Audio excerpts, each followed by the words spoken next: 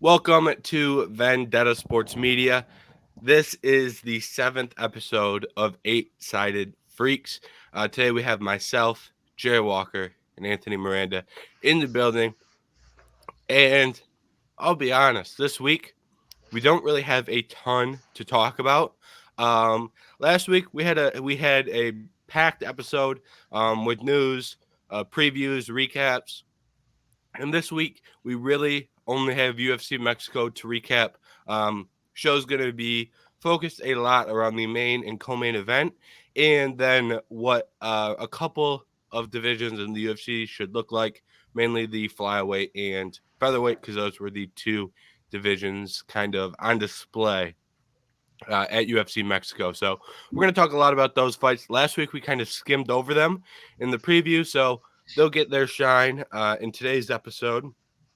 And we're going to talk a little bit about UFC 306 at the Sphere.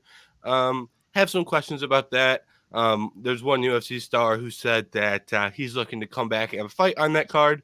So we're going to discuss that a little bit.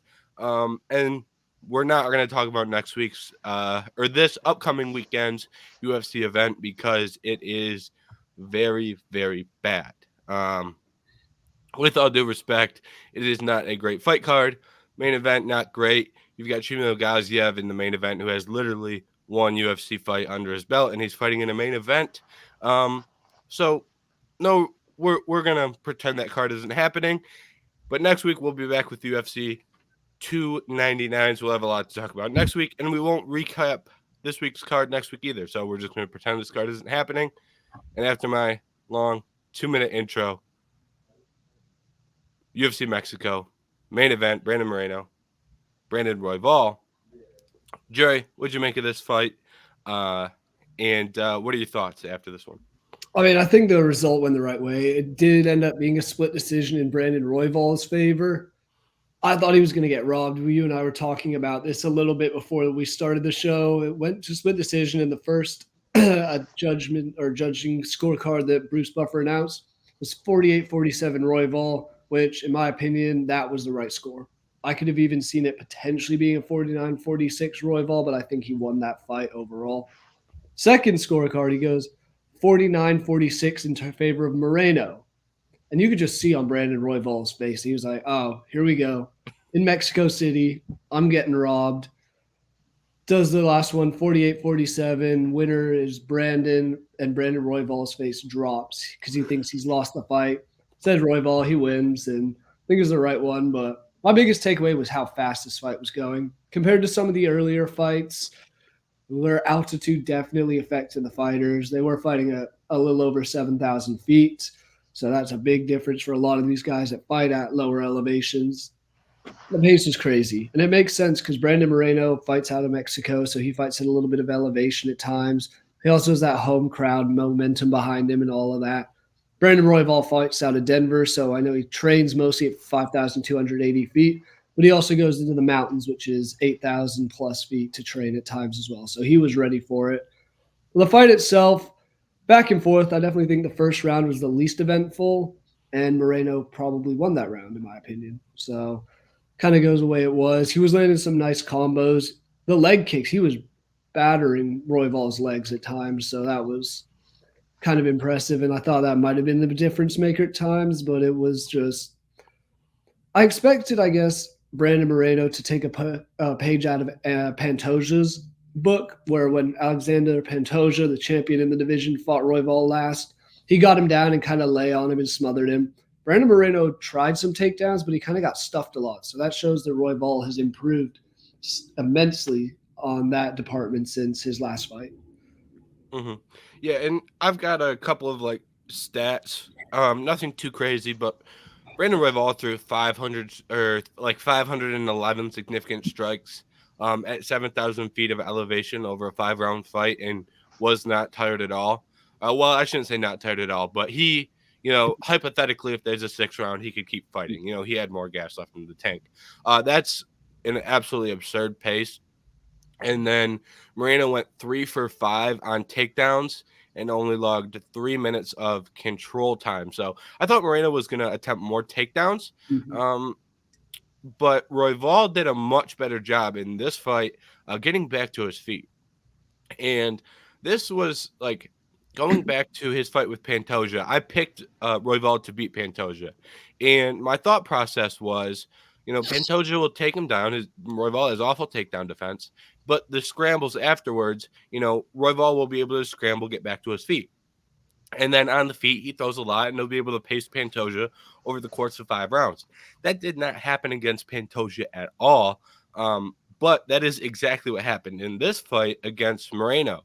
And I think that I don't know how many improvements he made necessarily, but he looked much better in this fight, whether it's game planning or mindset. Something happened that made him fight much better in this fight. So lots of credit to Royval for making those adjustments, and I think this was a much better version of himself.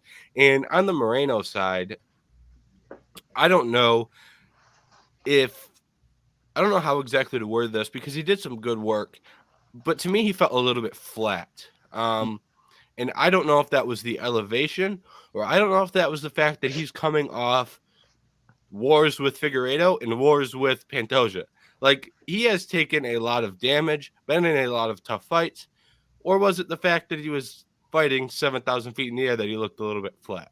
So I think that's something to watch out for next time Moreno fights. So, Jared, do you have any thoughts on Moreno's side of things as to how he looked? Because he was just kind of on the wrong end of things for a while. Yeah, and I mean, it looked. I'll say, especially in the fifth round, and this goes into a question I have for you in a bit. But it looked like he was trying to get him down, trying to work the clinch and kind of run out the clock and control a bit. But Herb Dean kept was very strict. It was like 4 or 5 seconds. He's like, okay, we need some action. We need something to happen. I guess the question I have there for you is, do you think he was a little too premature on that? Because it looked like Moreno was at times trying to just hold on and just waste out the clock, but at times it looked like he was trying to move around and actually make progressions and try and end up with a takedown, which could potentially, in a close fight like that, have won him the round and potentially won him the fight. Mm-hmm. I'm fine with the way Herb refed it. I felt like Moreno was trying to stall a little bit out of the clinch. What's frustrating to me is that we don't get that officiating across the board in every fight. And I think that's more of a consistent issue that I have, is the fact that I don't have any issues with the way Herb ref this fight, but 2 weeks ago we had Mark Smith roughing Viviane Araujo and Natalia Silva, and Viviane Araujo held Natalia Silva up against the fence for 4 minutes with no intent to progress, and we don't see her pulled off in that position. So I think we have different refs with drastically different opinions on when we break things up. That's my problem, not how Herb officiated the fight. So yeah, I can see that, and I mean I agree with you that Natalia Silva fight was one to forget. But I mean Moreno, he didn't do enough, and clearly that's obviously said as he didn't win the fight, so of course he didn't. But it seemed like I expected more from him. He was talking all week about how he was fighting in Mexico. He had never won a UFC fight in Mexico. I want to say he had a draw his last time out, or he lost his last fight. It was one or the other. I expected him to come out. I expected him to come out really quick in that first round. And maybe it is to the point of you're saying the altitude did affect him more, because Brandon Royval looked like he could have kept going at least another round, maybe even 2. But Brandon Moreno, for a guy who we've seen in such good fights recently in the last few years in some absolute wars, I expected him to put up a little more of a fight, and kind of just didn't do that. So I was a little disappointed on his side of things. I was gonna say, for just to chime in on a couple of those, yeah, especially that's weird because I didn't know. I feel like the refs are more inclined to break it up in the 5th round specifically, or like the championship rounds. I don't know. Also, the fight being in Mexico, if the crowd had any effect on it, but like you're saying, also with the Dolidze, Imavov fight, like they were letting that go for a while too, of the holding someone up against the cage. But I was gonna say, since I didn't get to see the fight, I would have also suspected that Moreno would have wrestled more, especially since I thought he had good wrestling in the quadrilogy of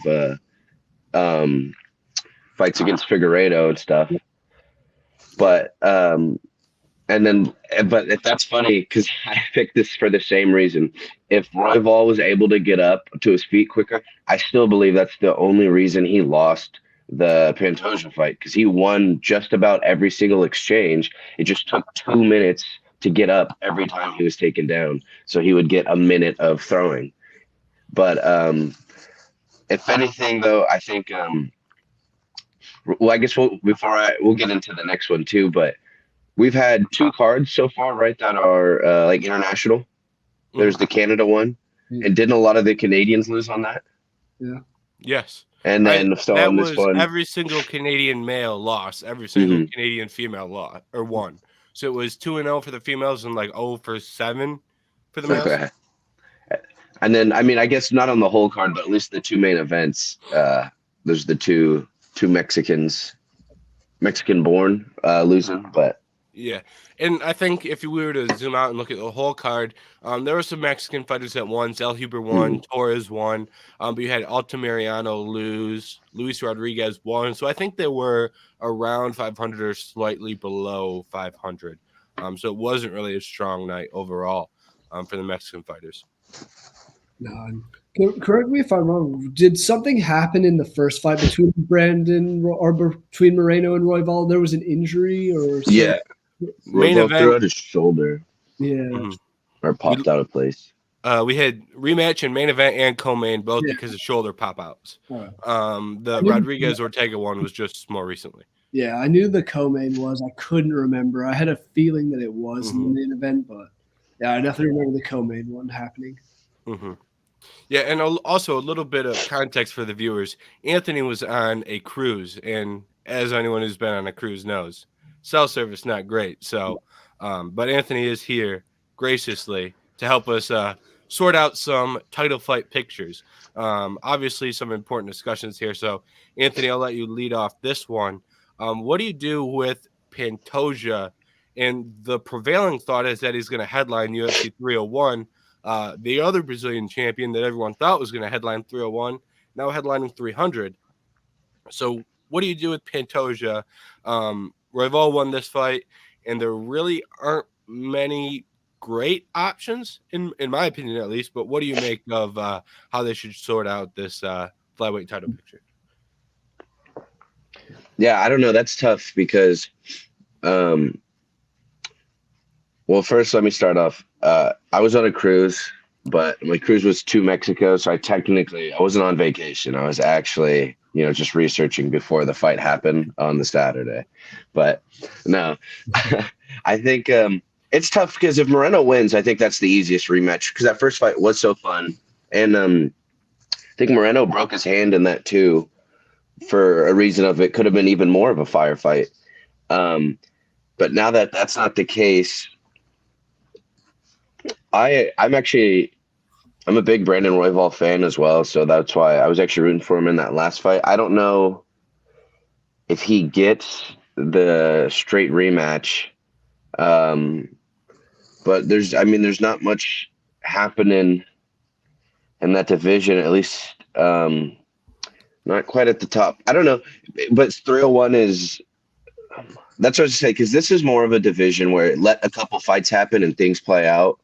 But if he's booked for 301, that's what makes it tough. And that's when maybe someone that doesn't quite deserve it gets a title shot. But, that does happen all the time. So I don't know. That's not the end of the world. I'm looking at then, I guess, names of Amir Albazi. And then my last question would be, what was Kai Kara-France's last fight? Was it the Amir Albazi? Yeah, it was Amir Albazi, yeah. Okay. Because he pulled out of the cop fight. Should have won that fight, first of all. So yeah, he beat Amir Albazi. I guess I'll listen to what you guys have to say. I think out of the top 4, or maybe even 5, but out of the top 4, I think you could pick any of those to fight him, and I'd be fine. I just don't think there's not a bad option necessarily, and not a great option. Yeah, I don't know. It seems that, as Pantoja said or showed at the fights, he's 5-0 against Moreno and Royval combined. So it's like to me, it makes it hard to warrant another rematch for either of them. But it's to the point of I don't just think Amir Albazi deserves a shot. Kai France coming off a loss doesn't deserve a shot. Nicolau, I don't think deserves one. As I said last week, Manel Kopp's the one that would make the most sense, but I don't see them just giving Manel Kopp a title shot off of a win over was Dos Santos unranked, I believe, when he fought last. UFC debutant. Yeah, so I don't think they're going to give him a title shot off that. You did bring up, and I'm blanking on the guy's name, but the Japanese guy that's potentially could come over, that one would be an interesting fight. But if we're looking just at the current flyweight division, I think you got to give it to Brandon Royval. I do think he did enough. He went out and beat the top guy. Sure, he lost to Pantoja in Pantoja's last fight, but if they want to have him fight in Brazil, I think at 301, this is the guy who's clearly – we'll see how his health is following this fight this weekend because he did get beat up a little bit. But I think he deserves it much more than an Amir Albazi does. Yeah. So I'd love to give a passionate take about who should fight Pantoja at 301. But Anthony, like you said, this is like a classic spot where, you need one or two more fights. You need 4 months. You need something else to happen to really sort out who should fight for a title. But if you're booking Pantoja at 301, you don't really have that opportunity. And looking at the names we have at our disposal, you could make a case that nobody really deserves a title fight. Royval, won this fight, but he lost to Pantoja in December, and it was a 49-46 in a fight that really wasn't all that entertaining. Moreno just lost. Albazi coming off a win over Kai France, but we all know he lost that fight, and he pulled out of Mexico City, the UFC Mexico City fight, with an injury. So he's probably not even on the table for health reasons. Also, Brandon Royval was getting carried around when he was doing media. Like, his coach had to pick him up out of a chair because he had an ice pack on one leg or one knee and a brace on the other knee. So who knows if he can even show up for 301. He's a dog, so I'm sure he'll try, but he didn't look great health-wise. Kai France, he pulled out of his last fight, and he lost his fight before. He won that fight. Judges gave him the wrong judges screwed him. Maybe the UFC says, hey, we know you beat Albazi. We'll give you a title fight off a loss. I don't love it, but maybe that is a possibility. Don't love it. Manel Kopp, they want him to fight for a title. I'm pretty sure him versus Pantoja is a great fight. Mm-hmm. Are they willing to just say, screw it? We don't even need you to get that number one contender fight. To an extent on that seems like kind of what they did to Sean Strickland. Yeah, that's a good point. So it's not out of the realm of possibilities because it wasn't like Sean Strickland beat any top necessarily contenders. Why not? Who's coming off a win over Abu Smagomedov? Yeah. Or the other one I was thinking is the Korean Zombie. They give that one just because Volk had beat a couple of people in the top three already. Korean Zombie beat like a 5 or 6 dude, just beat someone next to him, and then he was kind of the next one left. So, I mean, it's obviously they do it all the time, but ideally in a perfect world, just wait a little bit. Mm-hmm. Yeah, and then the last one I'll throw out that we haven't discussed about. Actually, there's one more after this, but I want to stick with the guys in the UFC. Then I want to touch on Kiori Horiguchi afterwards. Muhammad Mokaev versus Alex Perez this weekend. Do you guys? I know we said we were going to ignore this card, but this is actually probably the most important fight on the card is Mokaev versus Perez. Who knows if Perez will show up? I think he has a UFC record for canceled fights, if that's an official stat. But do you guys think there's a case for Mokaev to fight 301 if he wins? Anthony, we'll throw that one over to you first. Yeah, real quick. When I was looking at other names, I think that's actually a decent one too. Kind of like we just discussed of, maybe doesn't deserve it, but if they're going to reach, that's fine to reach for him or Kopp. But because if he wins, that'll be however many in a row. That's a good name to have on your record. Certainly better than his other ones he has so far. and finally that it's the turnaround should be decent enough too, depending on the fight. So I mean, it all kind of works out for him at least to be another option. Mhm. Yeah, I'm with you. And I mean, if he wins, he'll be 12-0 and 1 no contest. So I don't know if it's still too early. He did want to be the youngest UFC champion ever. I don't know exactly what John Jones's exact age was for it, but as of now, he's 23. He'll be 24 in July, so he'll probably just turn 24. So disregard that because wasn't John 23 and something? One. I'd have to relook, but Mokaev is like dangerously close. He's like right. I think he like is at the point where he won't break the record like within the next couple months. Yeah, I don't know if 301 is before or after that, but it's like cutting it. That close. would be funny. Yeah. And then, I mean, that fight stylistically as well. We're all talking about Mokaev. Alex Perez is going to end up winning this fight now, but knowing our luck. But he's a submission ground guy. That plays into kind of what Pantoja does. It's not him against a striker. There'd be some really impressive ground ground exchanges. And I mean, Mokaev's 5 UFC fights, 4 of them have been submissions. Mm-hmm. He does it with Dagestani wrestling, so we know how Dana and the UFC kind of loves their Dagestanians. So that fight does make sense if he comes out and wins relatively easily. But it's still just one of those ones that maybe he is a better option than some of the other guys because it is some new blood. And that's been the issue with the flyweight division. That's why it's fallen so far behind is we did used to have a bunch of different contenders. Then it was the Figueiredo and Moreno for 4 times, and now it's just rematch and rematch and rematch after. Yeah. And then the last name that I will bring up, Kiori Horiguchi. A lot of people may not know who Horiguchi is. Horiguchi was one of the best flyweights in the UFC during the Demetrius Johnson era. Was never a champ because of Demetrius Johnson. That was also the era where the UFC was cutting costs on the flyweight division, and there was a period of time where, hey, we don't know if we're even going to keep this thing around, which is part of the reason we're having this problem today with the lack of depth and repeated title shots, because when you take several years of, I don't even know if we need this division, that eventually catches up to you if you keep the division. That's the point we're at now. Long story short, Horiguchi was one of the guys that was cut.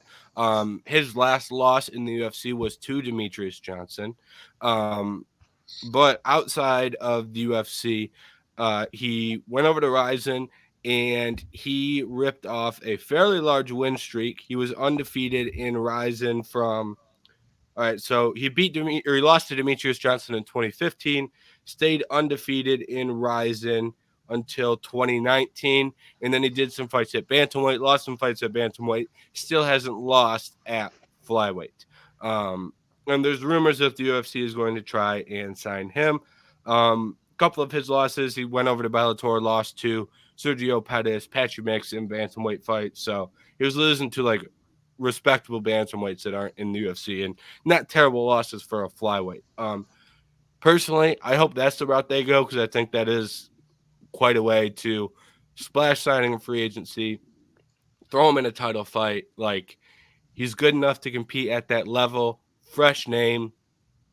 I think that's the route they should go.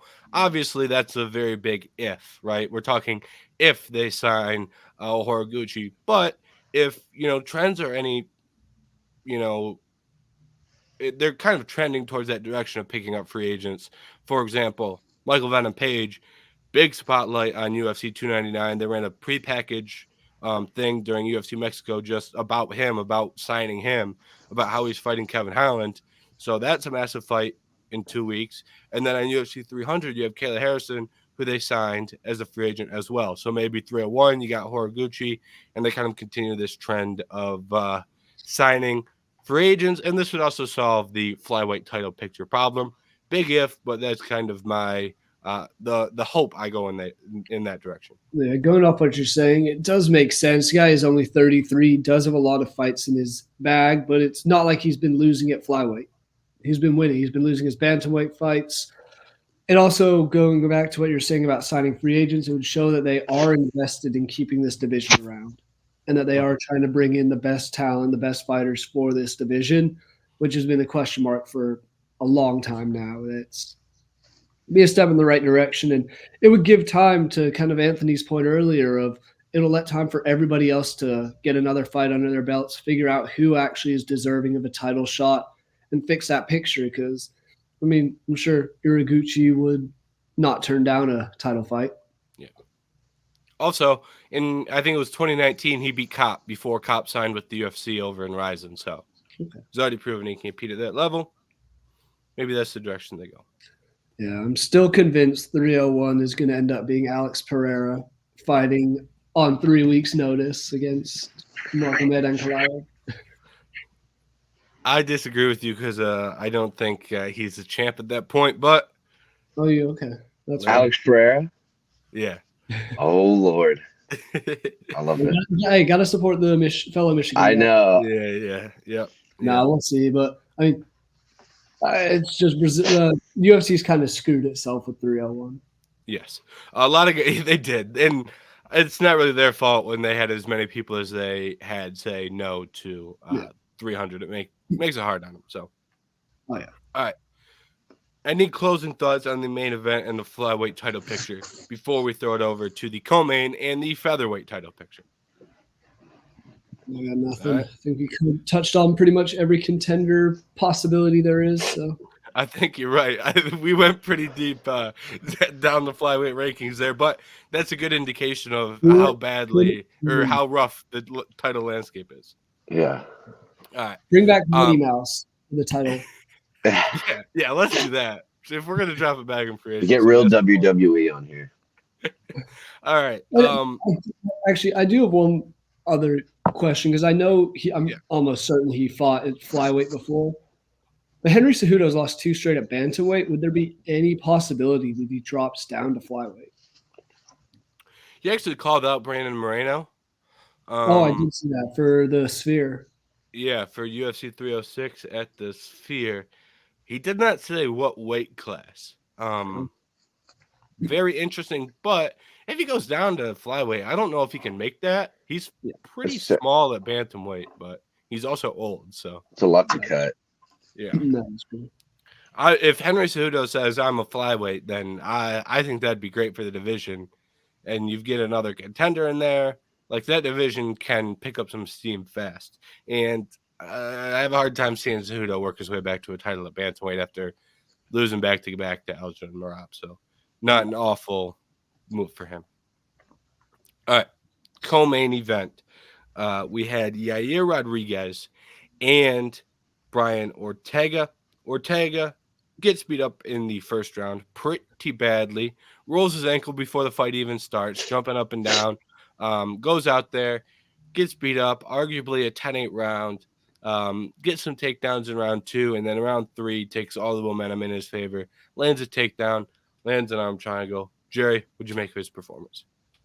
Well, if you get 50 strikes landed on you in one round, especially the first round where usually and this was a 5-round fight for those who don't know. It wasn't a normal co-main where it's just 3 rounds for a fight night. It was a 5-round fight.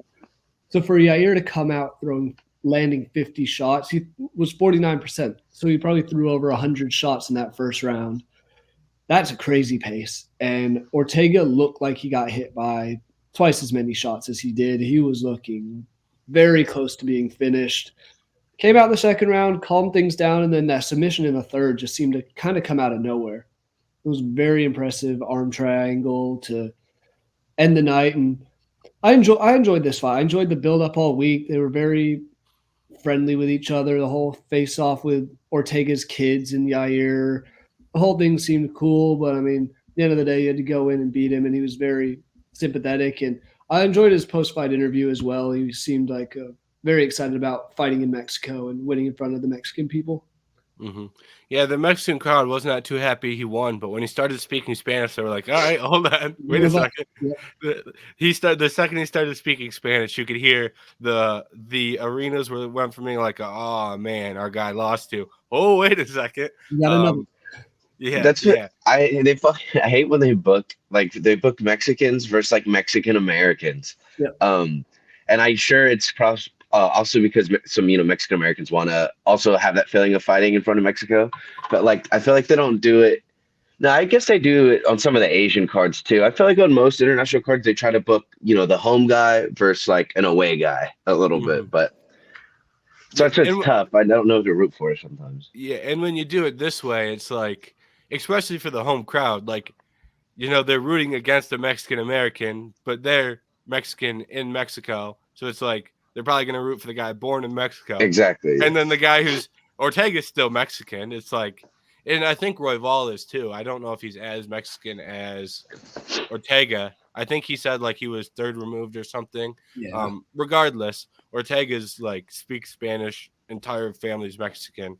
And he was, they were rooting for him in Mexico, so that kind of sucks. But it is what it is when you're in there against another guy who was born there. So, but as far as this performance goes, like I kind of wanted to see Ortega win because I thought he was getting disrespected a lot in the lead up to this. Like everyone's like, "Oh, Ortega's 1-3 in his last 4. He hasn't won a fight since 2020," and it's like, well, he lost to Max Holloway, Alexander Volkanovski, and got his arm popped out against Yair. And then his win is a 50-45 against the Korean Zombie. It's like that's not the worst. Like he needs to fight more frequently, but like that's not like, oh my god, this guy's a bum. He lost to Max Holloway and Alexander Volkanovski. Yair lost to the same two guys. And Ortega almost submitted Volkanovski. Like he did some good work in that fight, even though he ended up 4th, 5th round and got beat up pretty bad. But like I thought he was getting disrespected a lot. So for him to come back in this fashion, get a really impressive win.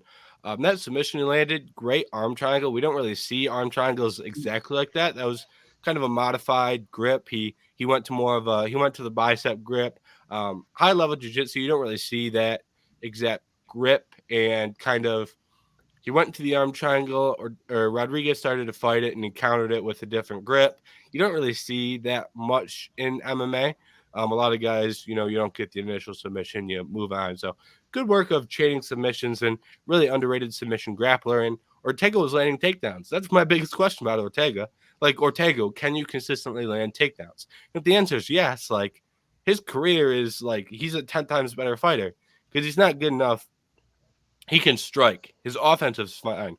His defense is, whoa, we're treading in tough waters defensively. So if he can go out there and land takedowns, like his like potential in this division, I'm not saying he's going to become a champ and defend it 10 times, but like his actual fighting ability is much higher if he's landing takedowns at a consistent rate. So I was very happy to see that from Ortega. I always like seeing guys that are kind of specialists make those improvements in their skills. That was my question real quick was going to be, because that was my first thing when you just said he was landing takedowns. Well, that's a little new because, I don't think he hasn't proven that throughout his career. So my question was, because I like to think Yair has decent takedown defense. So was it Yair just not having good takedown defense, or did Ortega, like you said, kind of actually make a genuine improvement on the shots he was taking?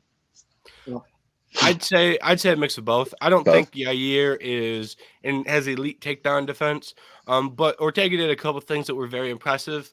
Like there was one sequence where he was fighting, I think, a single leg, and then he loses a grip on the single leg and immediately reshoots to get on the double, and then he lands that double leg. So those are like things I like to see from guys, like the ability to reshoot, because that's something you get taught in wrestling: shoot, reshoot, or reshot, whatever you want to call it. I know different places call it different things, but to see that out of a jiu-jitsu guy shows like real improvement, and real like he's actually really working to improve those skills.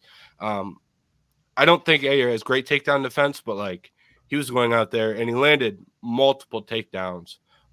Landed, I think, one in every round. So that I think is a big improvement. For as far as Yair is concerned, I'm more concerned about once it gets to the ground, he's very aggressive with his submissions, and then that lets guys pass and get to strong positions. Like I think Ortega went right into mount. So that I'm more concerned with what happens with the air once he gets to the ground. I will say though, this was the first time this was his 25th career fight in MMA. First time he'd ever been submitted, Yair. So it's clearly he does find ways to avoid getting finished on the ground. But that just, I guess, goes to as well how good of a jiu-jitsu and grappler Brian Ortega is to be able to get a submission on a guy who'd never been submitted before. So it's one of those things that both of them have strengths down there. It's just maybe Yair got a little too overzealous and it came back to bite him in this one.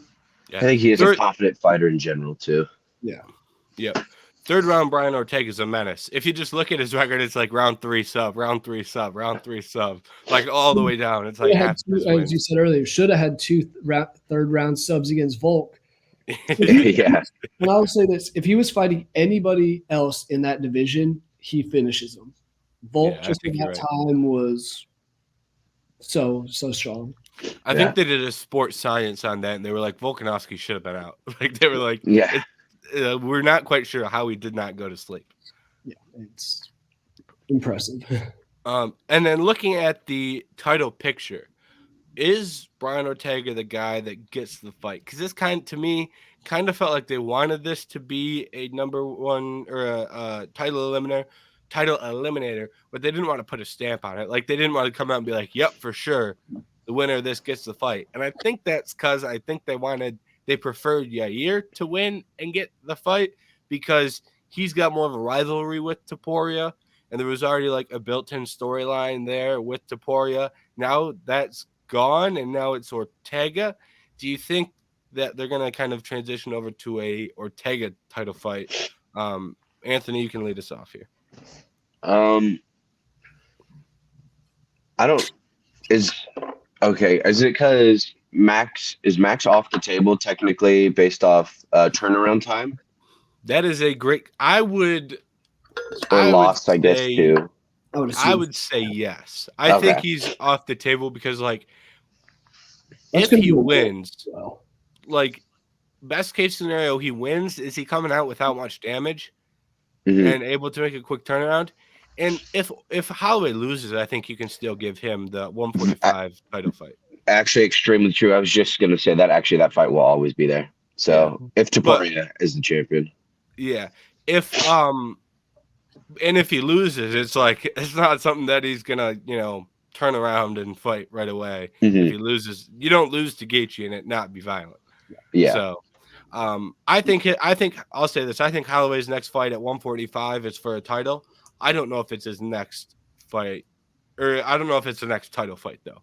If that Yeah. makes sense. I'm gonna go on the limb and say I don't think he beats Justin Gaethje, but if he does, why would he go back down? Why? Because I think if you beat Justin Gaethje, I think that warrants you a potential title shot at lightweight, especially if you're a guy like Max Holloway that has that reputation, has title experience in the past. And with the way the rest of this division has been going in lightweight, you never know who's going to get a title shot next. I actually disagree with that. Really? I think if you beat Gaethje, you go back down to 145, and if you beat Topuria, you now have the Gaethje win in your back pocket. You can fast track double champ status, or if you lose to Topuria, you can now just wipe your hands clean at 145 and commit to 155, and not even have the intention of going back down to 45 ever again, and you fully commit to 55. So I think there's actually real benefits of him going back down, and kind of it provides him more clarity for the rest of his career, I think. All right. I would understand that. I'll just take more Max Holloway fights too. I'm excited. Yeah. So I would love to see him in both. So taking Max out the way, I was just thinking how fun a Yair Topuria would have been, because there's always Yair's wild, so with the kicks and stuff, so there's that chance. But obviously with him lost, I don't know if you could just give a straight Ortega off this, but I guess I'd be fine with it. He just fights so infrequently that it's does one win, because it's hard to say, because obviously you want to say no, one win doesn't do it, but technically when you get one win in the span of like a year and a half, like, okay, it does look a little bit better, but really this just makes me think of like a possible Volk rematch, honestly, after some time off. That's I guess that's what I would say. I would love to see, though, with Arnold Allen, Josh Emmett, and Mofsar, if they have fights booked right now or where they're at in 2 months. I think that's fair. Because that's the other question of when would Topuria first defend his belt. I think we spoke last week, James, and we were thinking September, October kind of range, maybe as early as August, but I was leaning towards those latter two, that you see where everyone is. see who's able to fight and that sort of thing. But I'm not opposed to an Ortega fight. I think the Yair's, like you guys have both said, Yair's storyline would have made more sense. There's always that historic rivalry between Mexico and Spain. Always will be kind of like a U.S. versus England fight as well. It's one of those things that would sell itself. You don't need anything to happen. You don't need to put a bunch of promotion out. That fight sells. I'm not sure the Ortega one does as much, but I'd be interested to see because my big question coming into this was how is Ortega going to look? Had almost 2 years off. Don't know what he was doing necessarily. I know he had surgery. I don't know if he had multiple injuries throughout the 2-year gap, but he came back and looked very good. I still think Volkanovski will get the rematch just because we've seen it with Usman got the rematch after dominant champ and losing. Israel Adesanya did, Valentina Shevchenko, even Amanda Nunes. So it's one of those things that we see dominant champions get rewarded for winning the belt or for losing the belt and having their long reign. So I could see Volkanovski getting it. But this division's just as much a mess as flyweight, except this one has good fighters. And Yeah. it has too many guys that potentially deserve to fight for the belt. Whereas flyweight, there's nobody who deserves. And same sort of thing is flyweight, kind of like what Anthony you said earlier was, if you were going to give this a like 5 or 6 months and see what plays out, that would clear a lot up. Mm-hmm. So I've got a couple things I want to say here. First, I pulled up the UFC pay-per-view schedule because we got UFC 303 and UFC 306 locations booked. And Dana also was very adamant that he wants Topuria to fight in Spain.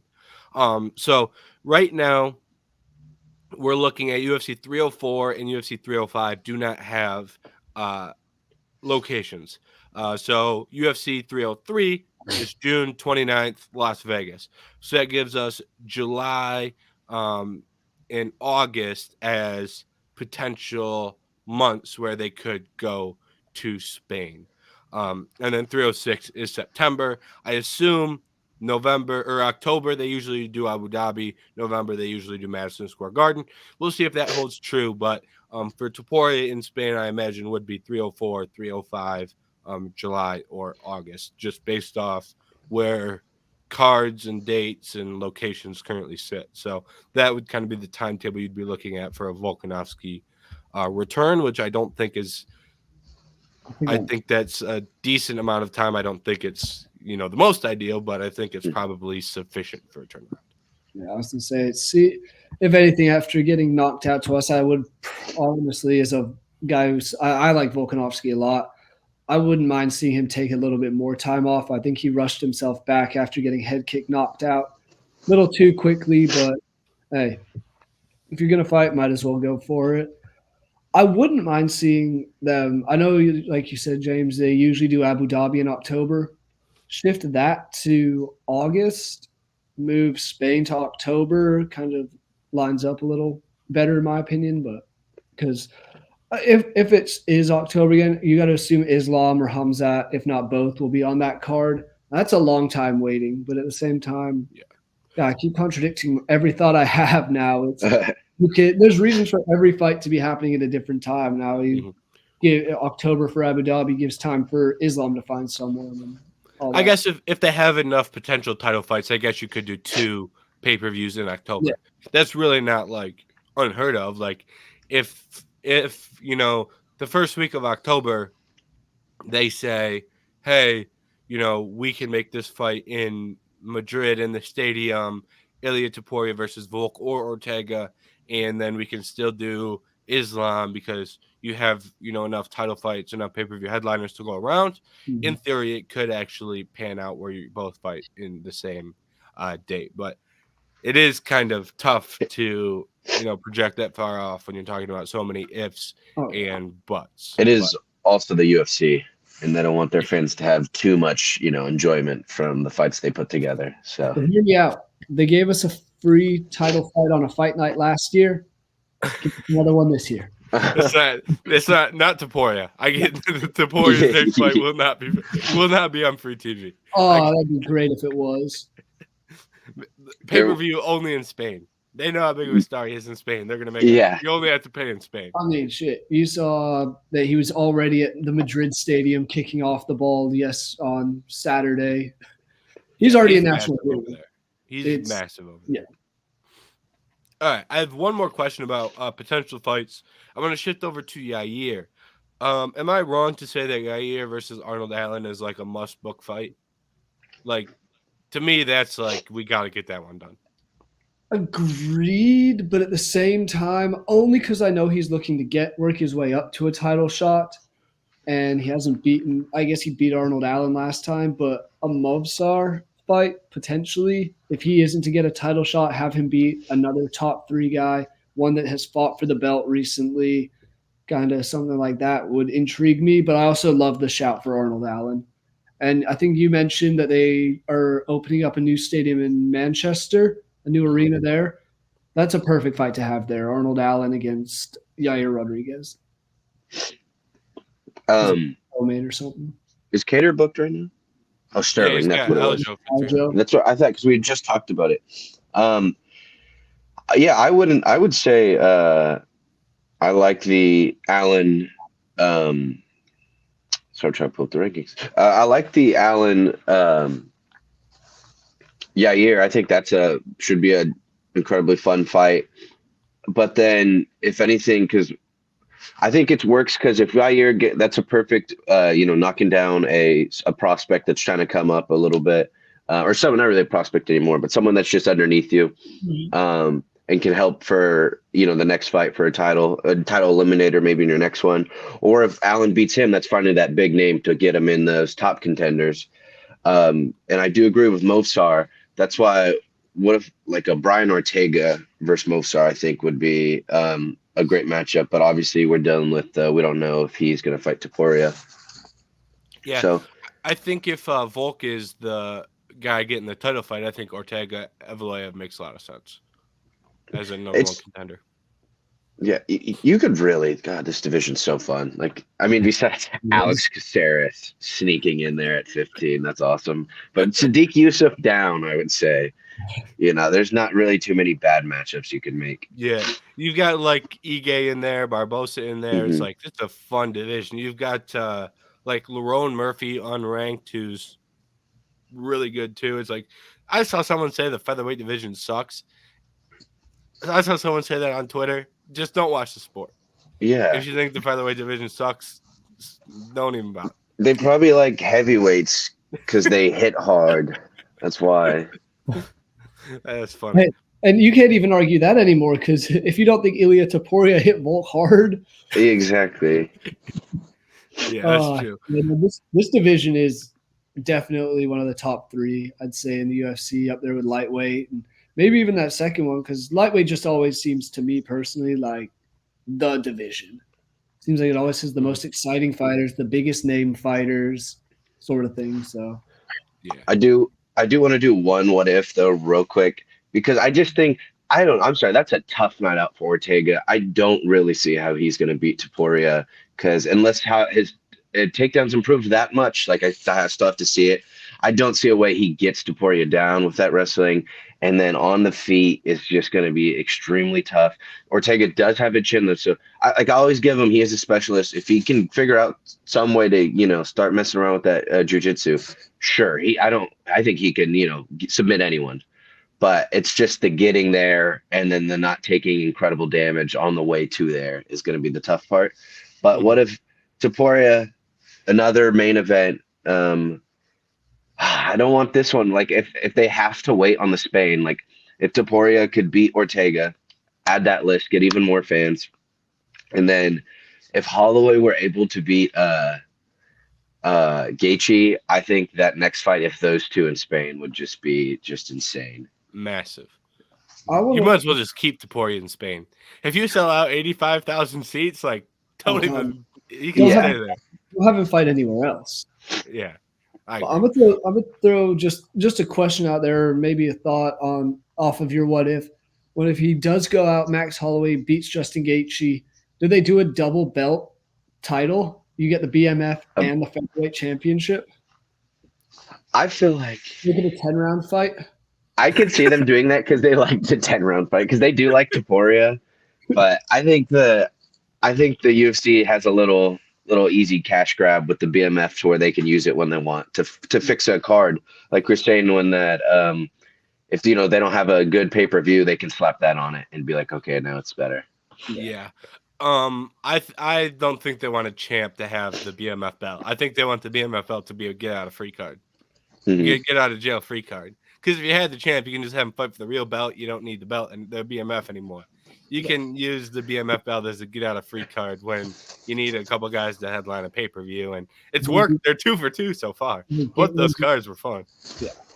Also, the champ throwing the BMF belt out of the ring would probably make the BMF belt look less cool, look not cool. Yeah, you have to guarantee that the champ really likes the BMF. Yeah. Because like there's certain champions, like for example, Islam hates the BMF belt, and I don't think they would. I think they know that and wouldn't even bother putting him in that. But if you gave Islam the BMF belt, he'd be like, get this the fuck out of here. Like, Yeah. I don't want this shit. One thing I will say off of your point, Anthony, about Ortega and Taporia, I saw someone else. This was tweet I actually liked. Someone said that Ortega is good enough. He's just good enough to get to fights that give him life-altering beatings, which is very unfortunate, but it is true. Holloway, Volkanovski, if he gets to Taporia, like those are 3 like bad matchups for him where he eats a ton of damage. So that would be a bad fight for him. That doesn't mean he doesn't get the fight though. Mm-hmm. All right. To close this out, I kind of want to do a little bit of matchmaking session for UFC 306 at the Sphere, because this is supposed to be the way that Dana is hyping up this card, it's supposed to be one of the best cards of all time. Been one of the best live experiences. So I want to start this off with Nate Diaz, because Nate Diaz said he wants to come back. He said, screw UFC 300, put me at 306 in the Sphere. Would you be receptive to Nate Diaz coming back and fighting UFC 306 at the Sphere? And then we'll talk about some other fights we'd like to see at that event after that. But would you be interested in Nate coming back? Jerry, we'll swing it over to you first. Nate Diaz could fight anywhere, anytime. He could find a Walmart parking lot, and I'd be interested. I'm here for it. He's always been fun to watch. Just a question of, does he actually come back, and who would he fight? And that's a whole nother story. Does he go to lightweight? Would he be at welterweight? I would assume he would be at welterweight. But you're not going to have him fight a no-name guy, I don't think, unless you really want him to kind of go on, win a fight, and then retire. So just that's my question of who would he potentially fight. But I'm all here for Nate at the Sphere. Nate versus Nick Diaz at the Sphere. I like I 100% agree. If he's fighting, I'm obviously going to be watching it. But it's just like, what Nate are we getting? Is he going to train at all, or is he just showing up to have fun and fight a little bit? So it would have to be a specific matchup against like an older fighter who's also like not super, like maybe 1 foot in, 1 foot out. But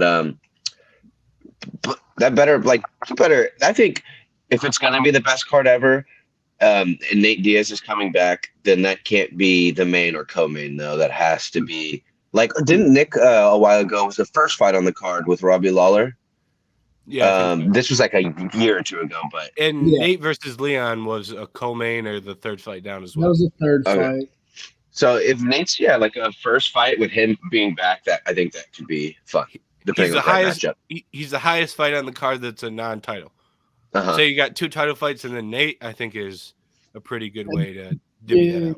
You brought up the Leon and Nate Diaz fight. That was the third fight on the card, but that was also a 5-round fight. So that's something they could potentially do with Nate again, is throw him in for 5 rounds against somebody as that third to last fight. So if I'm Nate Diaz, I'm not saying yes to a 3-round fight. No.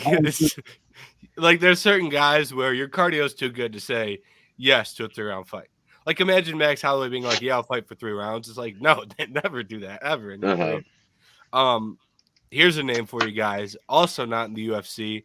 99% chance this does not happen, but Eddie Alvarez Eddie Alvarez, Nate Diaz, bring them both back. There's, maybe it's awful. Maybe it's one of the best fights of all time. There's only one way to find out. That'd be my name. I would not be mad at it. And then I do have one other, just because I said on last week's show, I don't think the Michael Chandler fight ever happens with Conor McGregor. Any chance Conor returns, and it would end up that goes into the issue of Nate Diaz would be a co-main or if not a main event. But Conor McGregor, Nate Diaz, their trilogy at the Sphere. I don't think that's if that happens. I don't think it would be 306 at the Sphere. Oh. I think it would be. Its own I event. think they're because Dana said that's going to be he said a love letter to Mexican combat sports. So I think they're going to have a Mexican in the main event. So they need a Mexican to win then pretty soon, because that's a good point. we're not in like champs. Or I guess unless it's Grasso right now, but again. I do think though that McGregor Diaz, it's tough though, because that third fight's never going to be what the first or second were. But I would love just that trilogy bow tied ending on that. So I think that's the goal, right? Is that to be the third fight for McGregor if he even ever fights again, or if he has two more fights, to at least Nate Diaz be one of those. But maybe on a different card, yeah. But I don't know. It's tough. I don't see both of them there's a great chance neither of them ever fight again. That's true. 306 at the Sphere. Do you guys think it's just like a shoe in that we get Grasso versus Shevchenko? 3 is maybe the co-main event? Like, is there like any chance that fight isn't on the card? I think it has to be. I mean, we saw how close the last two fights were, and it's going to what Anthony just said. There's no other Mexican champion. There's no other Mexican really fighting for a title at the moment. I think that's the one fight we are guaranteed, and I'll say that, to be on that card. I guess the one thing would be if they do like to. Unless you go, Tatiana Suarez has been, but I was just trying to look at what other besides that of who's like the contenders that could push up in that division. But yeah, it's a lot easier probably slapping Shevchenko's name on it though to sell it. Yeah, and the last fight was a draw, so like. That division is also in like a massive title fight situation, just because that one you've got too many people that are deserving, and then you got the last fight was a draw between those two, and you've got Fiore and Blanchfield fighting when they both should be fighting for the title, and you can't have them both weight, so now they have to fight each other and earn it again. So that division's in a tough spot, but I actually agree. I was trying to think of fights for a main event, and it's like we don't really have a Mexican fighter that can headline a pay-per-view because we just don't have a champ or a challenger. Yeah. I kind of ran into that problem very quickly when I was thinking about who's going to be the main event of this thing. Yeah, I have a feeling going back to the Grasso-Shevchenko fight, I think we're going to see a very similar situation to Moreno and Figueiredo, where someone won the belt or had the belt, won the first fight, then it was a draw. Now, I do believe Shevchenko will win that next fight. I think just somehow, some way it'll happen. And that lines us up for a fourth fight, backing up the division, especially when there's Blanchfield and Fiore. I don't want that at all. I would love to see Grasso just come out, dominate, put an end to that. But history repeats itself. Wouldn't be surprised. I hope you're wrong. I hope that is the most wrong you've ever been in your life. I do as well. I do not want that to happen, but I can see it happening. Answer your question. I have one other question for you guys. Talking about 306, what do you think the main event would be? Do you think it would be because to me it looks like it would either be a Leon Edwards or a Dricus du Plessis, one way or another. Those are the two divisions that make sense, the two that kind of have space to fight, unless they were to do maybe a pay-per-view in England in what did we say? We said August was still available. Yeah, July and August, yeah. Is June International Fight Week? I thought it was July. No, July is. Okay. Well, they're doing June 29th. So they're doing the last weekend of June. Is going to be Fight Week. Because that one's always in Vegas, right? Yeah. So when you said that, okay, but I didn't. Okay.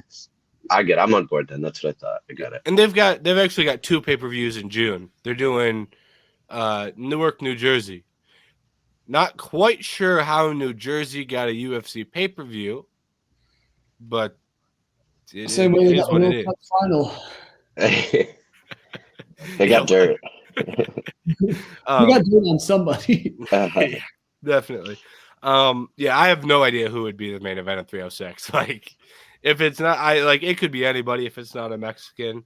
And like at this point, it's like I don't know who would be a Mexican fighting for a title outside of Grasso. So I was going to say, I know we've spoken on this division a lot, but this would have lined up perfectly for. I know he wants to fight in Spain, but if you couldn't get Madrid booked, Topuria Yair for Mexican Independence Day, Mexico versus Spain again, the crowd would be up for that one. yeah, I think it would have to be Ortega. I don't think they could a good Oh, fit. no. I'm saying had Yair won. Yeah. But that's out the window now, so. Yeah. Well, you can still do Ortega and sell it as a Mexican American, just not a like. Sometimes you have to make do with what you have, and True. That's the best you can do. Then it is what it is. I still think Topuria holds out for Madrid, though. I think you're right. There's always a chance that there's like logistical things, and the UFC doesn't want to go through with everything that has to be done with that. Maybe it doesn't work out, but I think you're right. I think it's got to be Madrid. All right, fellas, we did it. We did it. 2 fights and some fantasy matchmaking got us to an hour in a week where I thought it was going to be very hard to get to an hour. So, hey. Nice little pat ourselves on the back. There's a will, there's a way. We'll talk about it. UFC for now. Yeah, I'm usually pretty good at finding something to at least get us there. So we got to an hour, and next week, no problems at all. We got UFC 299, and that card is, I mean, there's like 7 fights down there that are. And next week isn't that card. Next week will be the preview of that card. The card is still 2 weeks away, but next week will be the preview. We've got title fights. We've got Michael Venom Page coming. We've got ranked. I think we have 2 highly ranked fighters on the prelims. I think we've got Almeida on the prelims, and we've got RDA versus Gamrot on the prelims. So that whole card is about as good of a card as a card can get. So next week we have a lot to discuss. But thank you to everyone who got through this week's podcast when we had some messy title pictures to kind of comb through and get through. So thank you to everyone for that. And if you're upset that we didn't talk about this week's paper or this week's upcoming card, we'll still have the preview coming out. So we're not completely ignoring it. The preview will be out later this week, so you can tune into that. But thank you to everyone who tuned in. We'll see you next week.